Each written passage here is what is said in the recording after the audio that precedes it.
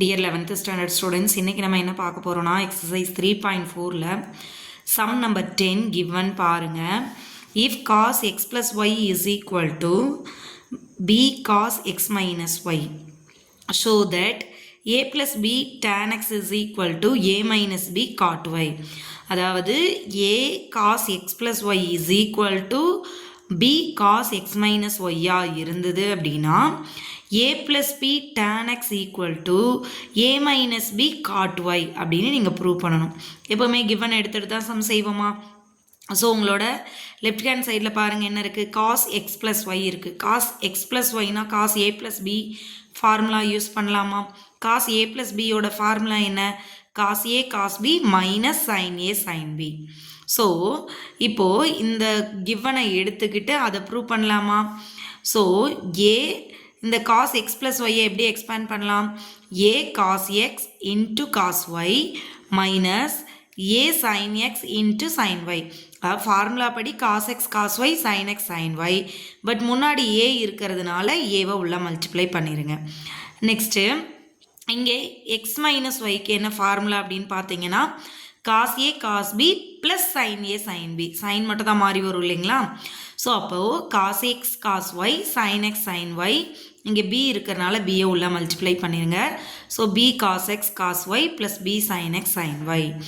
இப்போது நமக்கு என்ன ப்ரூவ் பண்ணணும்னா a மைனஸ் பின்னு ப்ரூவ் பண்ணணும். Next a plus pin prove பண்ணணும். சரிங்களா? அப்போது இங்கே இருக்கிற a மைனஸ் பியில் பார்த்தீங்கன்னா உங்களுக்கு காட்டோ டேனோ வர வைக்க முடியாது நம்மளால்.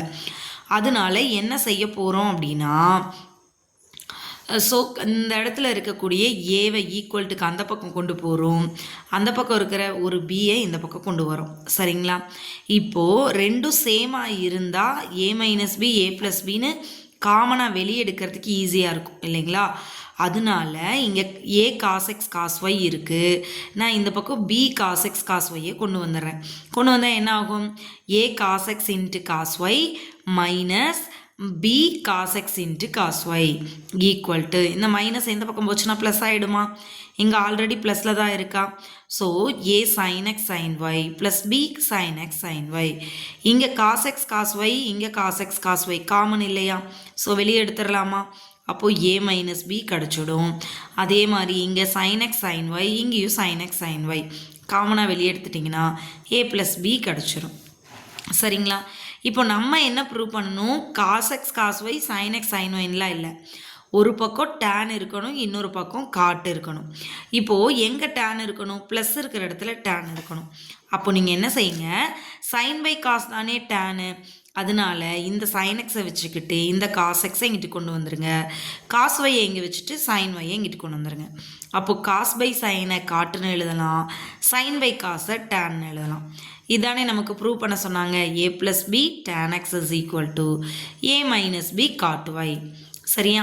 ஃபார்முலா படி எக்ஸ்பேண்ட் பண்ணுறோம், காசெல்லாம் ஒரு சைடு வச்சுக்கிறோம், சைன்லாம் ஒரு சைடு வச்சுக்கிறோம். நெக்ஸ்ட்டு tan x-க்கும் cot y-க்கும் என்ன தேவையோ அதுக்கு தகுந்த மாதிரி டினாமினேட்டரை மாற்றிக்கிறோம். அவ்வளோதான். சரிங்களா? Thank you students.